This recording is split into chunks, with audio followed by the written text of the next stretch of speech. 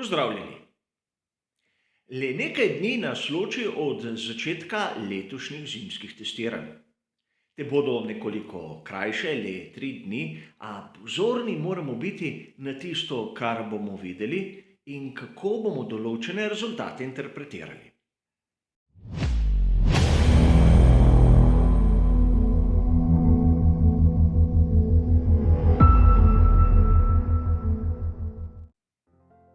Verjetno je že vsakdo izmed vas ugotovil, da po koncu zimskih testiranj in pred začetkom prve dirke lahko najdemo v raznih virih analize, kaj smo videli, kakšno je razmerje moči in če je kdo presenetil ter kako.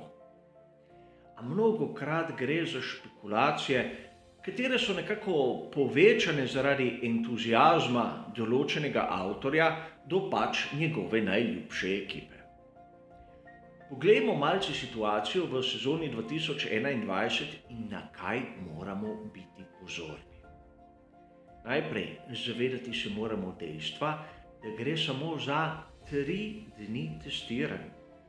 Že v lanski sezoni so zmanjšali število dni testiranj iz 4 na teden na samo 3. Letos, zaradi tega, ker so bolidi le izpeljanke onih lanskih, so praktično drugi del testiranj enostavno izbrisali. Torej, rezultati, ki jih bomo videli na teh 3 dneh testiranj, moramo jemati z določeno rezervo. Kajti zimska testiranja, razporejena v 2 tedna, smo morali ponavadi gledati iz tega zornega kota. V prvem delu, pa naj se bi je bil ta dolg 3 ali 4 dni, so ekipe ponavadi najprej preizkušale, če bolid sploh deluje.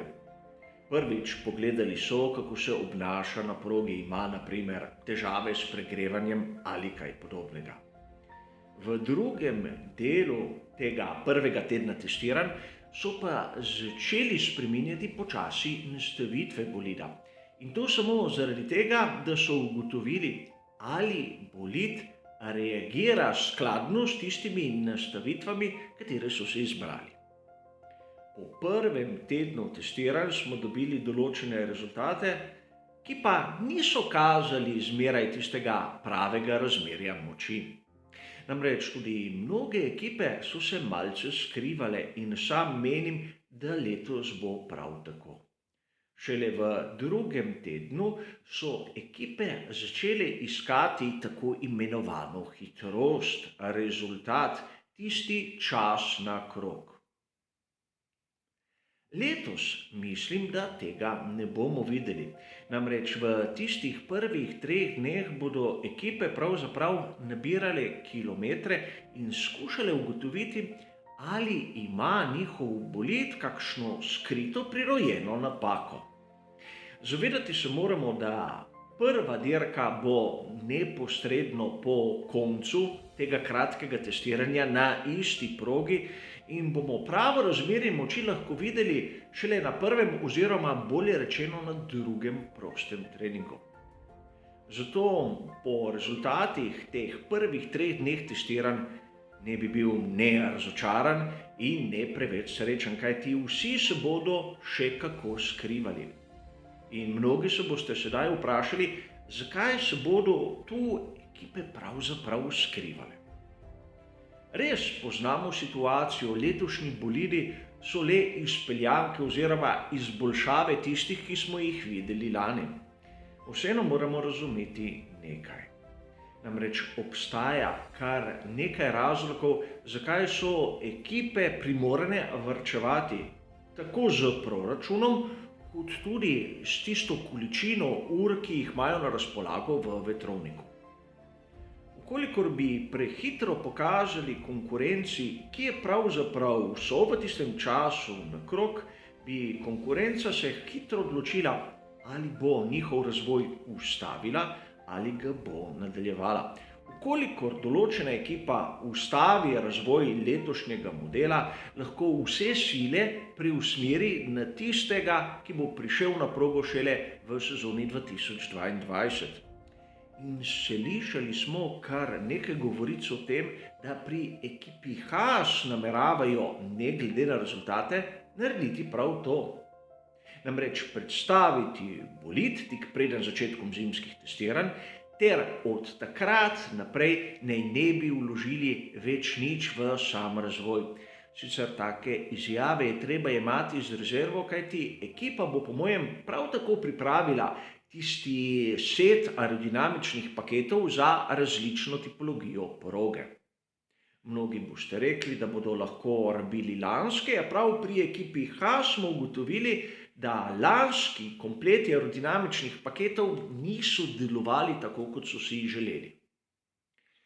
Vseeno prav ekipa Haas je ena izmed tistih, katera zna razočarati na tem testiranju.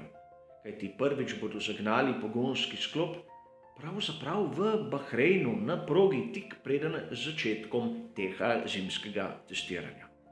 Druge ekipe so porabile snemalne dneve. In sedaj zopet tisto vprašanje, a niso dovolj testirali že na snemalnih dnevih? Ne, kajti snemalni dan je omejen na 100 km, ter ekipe uporabijo prav posebno zmes pnevmatik, ki ni primerljiva z nobeno izmed ostalih, ki jih bodo imeli takrat na razpolago na samem zimskem testiranju.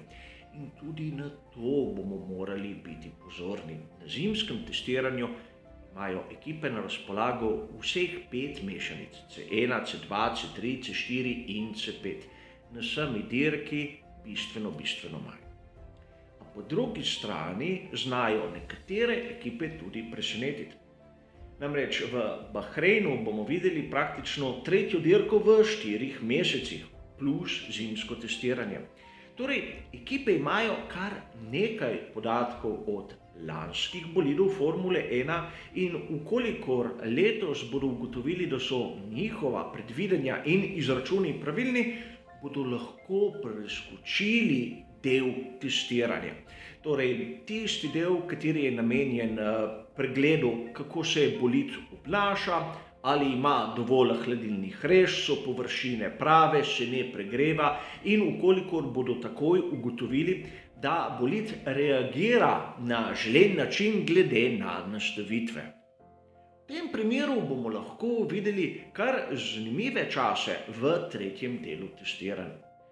In seveda ne smemo pozabiti tiste najbolj očitne opcije. Malce slabše ekipe bodo poizkusile vse, da bodo kar se da zasijale v raznih medijih.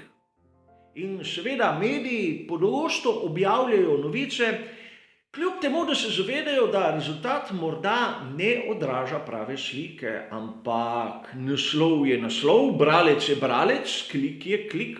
Ukolikor bo malce slabša ekipa dosegla enega izmed najboljših rezultatov, bodo vsi o tem pisali kot o senzaciji, ne pa kot o tem, da nekdo samo skuša pritegniti pozornost.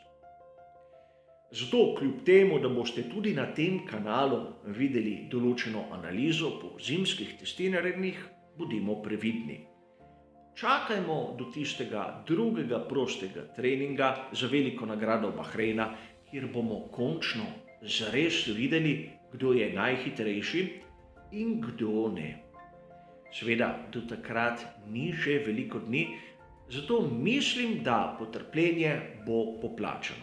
Za enkrat pa hvala za vašo pozornost ter seveda nasvidenje.